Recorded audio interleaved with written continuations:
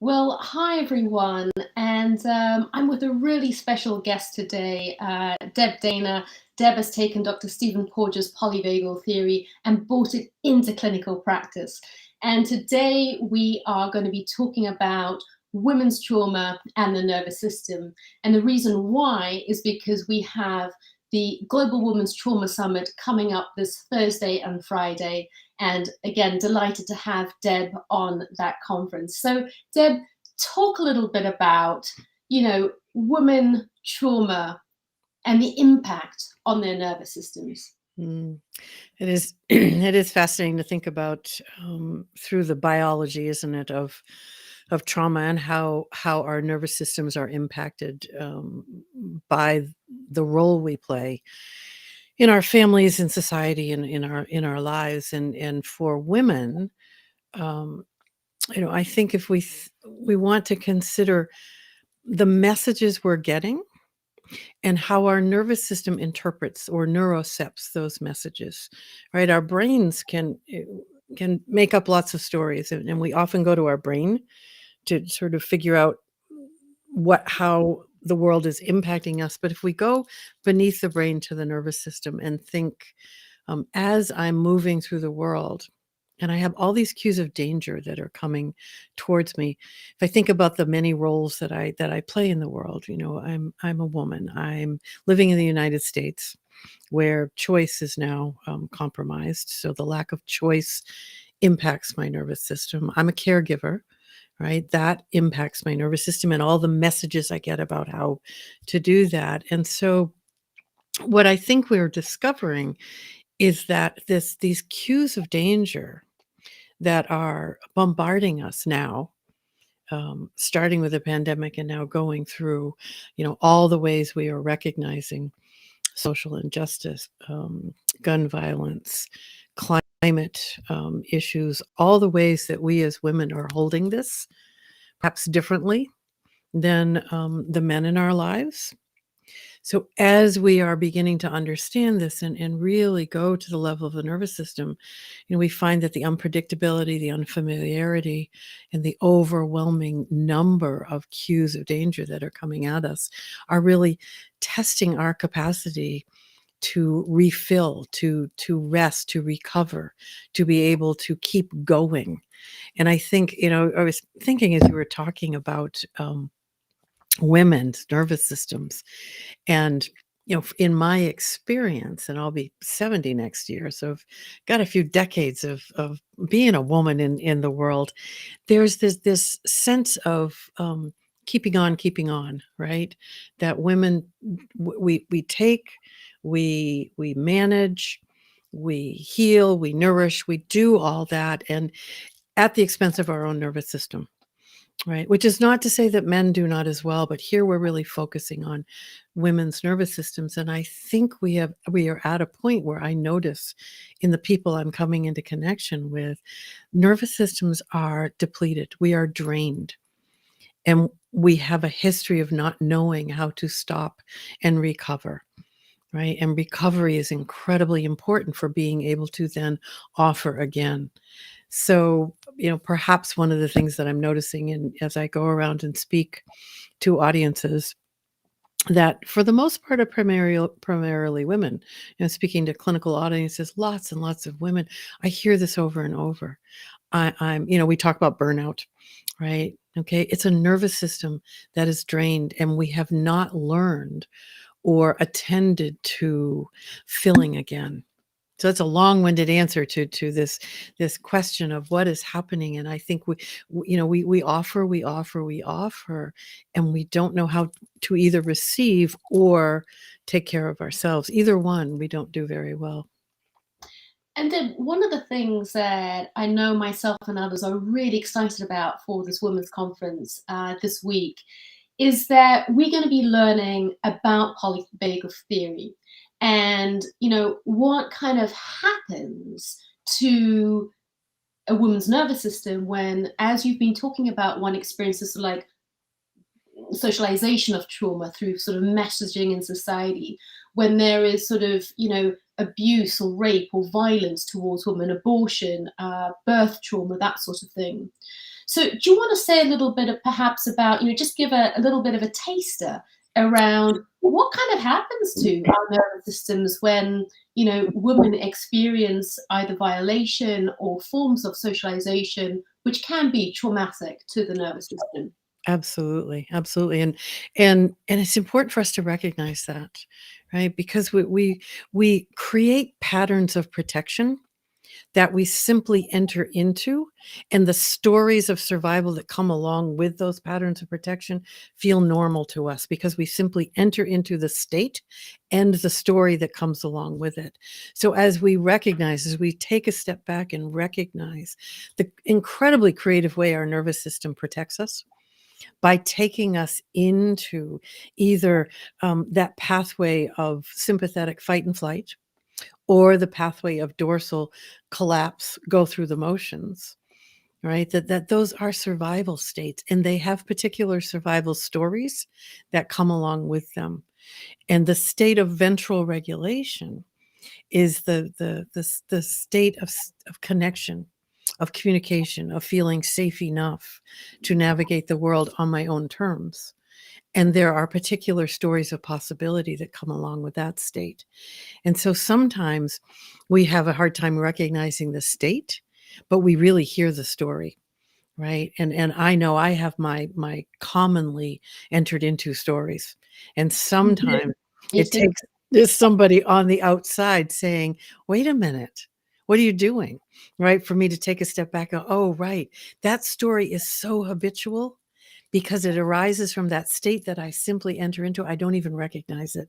So part of our work in making a change is to recognize. So notice and name is always where we begin, right? Notice, where is your nervous system right now, right? Where is it? Are you in a state of feeling safe enough to be curious, to explore, to stand up for what you believe in, to have a story of possibility?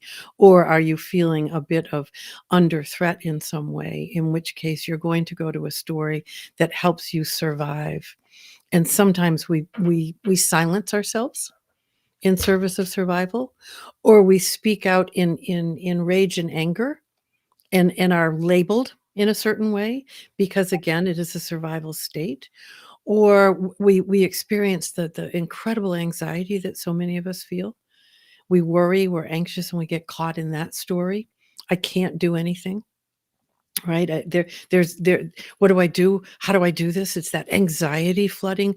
Or, my particular favorite and the place I go to often is that dorsal. I'm going through the motions so I can get the basics done that need to be done, but I'm not really here doing it. And that's Mm. the survival story of becoming invisible. That was my safe place growing up in response to my dangerous environment, become invisible. And so many of us become invisible in order to survive. And now the call to action is, how do we be seen in a way that is regulated enough to not be an automatic threat to others? Because as we come out of the dorsal invisibility, we travel through some of that mobilizing energy, and I can become incredibly activated and become dysregulated because I have so much energy flooding and I have so much I want to say and do, and I want to be heard and seen and listened to. And yet, if I can't come to enough regulation around that, my nervous system sends a cue of danger to the nervous systems around me, and then they move into their own survival state. So what we're going to talk about in the Women's Trauma Summit is, how do we stand up for what we believe in from a regulated place where I can be seen not as a cue of danger biologically. I'm not even talking about story-wise, but biologically. Can I be a cue of regulation so that others can connect and we can communicate? And one of the things like I really love about what you're going to be speaking about, Deb, is what you're referring to about, teaching our clients and our patients and ourselves actually to become more aware of, as women, around what's kind of happening when we're outside, what's happening in our personal lives, what's happening or what's previously happened. Because I think those states and the stories are often missed. People find themselves just in the dialogue, or just in the state, or doing things that they just do because they're not aware. And polyvagal theory, and you putting it into practice, seems to really sort of conceptualize how people have been doing what they've done.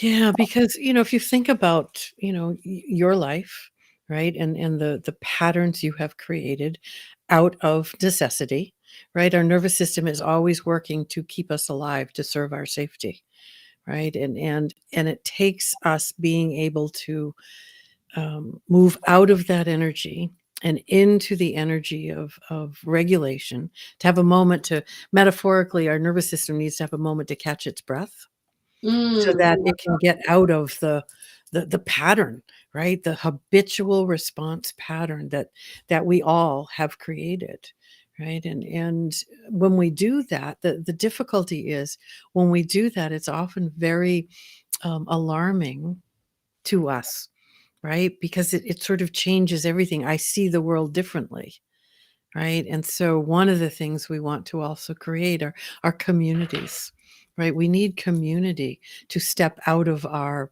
habitual patterns of protection and be able to explore, how do I do this differently?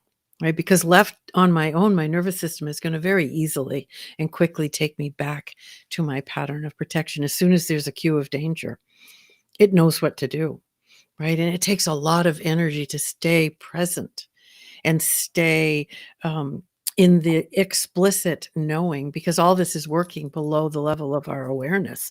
So to bring it to awareness can be exhausting. To do that ongoing awareness, exhausting.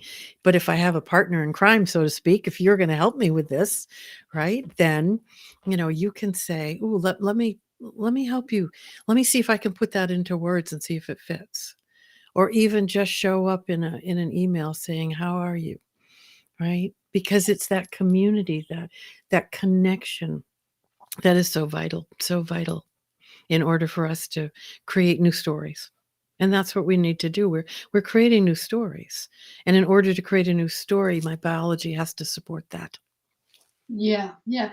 And it seems like one of the things you're talking about is a really, really key point in polyvagal theory, is the concept of social engagement, and that concept of connection and being with and co-regulated either by another or together. Yeah. I want to say a little bit more. And I think, especially at this time when there is so much stuff going on globally, whether Mhm. it's the war in Ukraine, whether, it's conflicts about abortion law in the United States, whether it's something happening with Korea. Say a little bit more, Deb, about really the importance of social engagement and how we can really use that connection when we treat our patients and clients. Yeah. Yeah, and it's fascinating because tomorrow is election day here in the United States, and talk about disconnection and conversations that we can't have or haven't had, that we can't manage to listen to each other, right? So in this case, we have polarized um, world, right? We have two different political parties that can't find a way to speak to each other, that can't, in my world, have enough regulation in their biology to be able to be curious about each other and have the difficult conversations. And so as this is going on, everybody else's nervous system gets dysregulated along with them. So that this we co-dysregulate as well, and that's what's happening. This co-dysregulation, Right. large groups of people. So to the co-regulation, is really about your nervous system and mine helping each other find enough of that energy of safety and connection, and then savoring that, staying there, helping each other be there and deepen that connection. The interesting thing about co-regulation with our clients is often we are the first nervous system that is predictably regulated, that their nervous system can reach out and feel safe. And so we have to offer over and over and over, because the first offering might catch the attention, but it doesn't it's not enough trust there. So over and over and over builds trust. And that's what we're looking for. We offer that to our clients, but that's what we're looking for in our personal lives as well. Who are the small groups of people, maybe one or two? You don't need huge groups. They will grow, but one or two people who you can depend on. Yeah. Right? You can show up messy and dysregulated and know they will help you come back to regulation. That's what we need in our lives. That's the beauty of co-regulation. You can do that for me, and then the next time I can do that for you. Because if we talk about reciprocity is not a give and take one-to-one thing. Right? It leans one way. I may need to lean on you more now, and then it leans back the other way. You can lean on me. And there's this lovely flow that goes back and forth. That's reciprocity. That's what we're looking for. That's not counting, oh, I showed up for you 3 times. You need to, it's your turn. It's like, no, when my nervous system can offer, I will. And then I know yours will when it can, and I can receive. That's what we're looking for. That's the nervous system flow that nourishes. And one of the terms that I get curious about is when you utilize the word curiosity. And say a little bit more, particularly, in the context, we've got this women's conference coming up this Thursday, Friday. We've got hundreds and hundreds and hundreds of women registered from all over the world, as well as men who work with women. Talk a little bit about, perhaps the brain, the nervous system, and the power of just being curious. What state might people be in, and how does that go? So we have emergent properties, a term I love, emergent properties. And that simply means this is what rises when you're in a certain state. And only when you're in enough of that ventral regulation. You don't have to be fully immersed in it, but you have to have a critical mass of it circulating in your system. Then you can become curious. Curiosity emerges from biological nervous system regulation. If you are in a survival state, if you've entered one of your patterns of protection, you can't be curious, not because you don't want to, because your biology says no. And that's a lovely way to think about it. Does my biology say yes to curiosity? It does when I have enough of that regulated state going on. And for us, when you work with clients, or even when you just show up for another person you live with or love or work with, if you bring curiosity and nothing else, you are doing something powerful. Something powerful. If you show up in a regulated nervous system state and simply offer that because you don't know what else to do, it is beyond you, it is overwhelming anything else, but that you can do, that is a powerful intervention. And that, I think, is, when I get to that place, which happens often nowadays, you look out into the world and the systems feel so broken. I don't even know where to start, but I can start here. And I can be regulated with another human. And those cues of safety that I then send to another human invites their nervous system to feel safe, come to regulation. And then they offer that out into the world. And if we think about it in this way, every nervous system in the world can touch every other nervous system, right? One by one. That then allows me to feel hopeful. That brings me some hope. Right, that maybe the intervention simply is me being regulated and then offering that to the people around me. Maybe that's what I can do in this moment in time when the world feels so crazy and out of control. Mm. I could continue to ask you questions, Deb, but I'm going to stop because somebody asked, "Is the summit being recorded?" It absolutely is being recorded. So if you can't join us, do buy the recording package.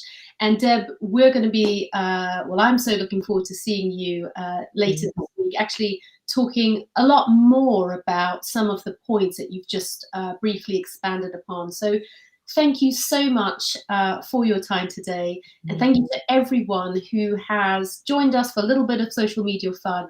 And if you want to know more, we've got 16 incredible female pioneers talking about women's trauma, from everything from incest to violence to birth trauma. There's going to be things on EFIT and trauma, you name it. We've got Pat Ogden, we've got Deb Dana, Ruth Lanius, Ebony Webb, Dr. Sue Johnson join us. So from me to you, thank you, and either good morning, good night, and good afternoon.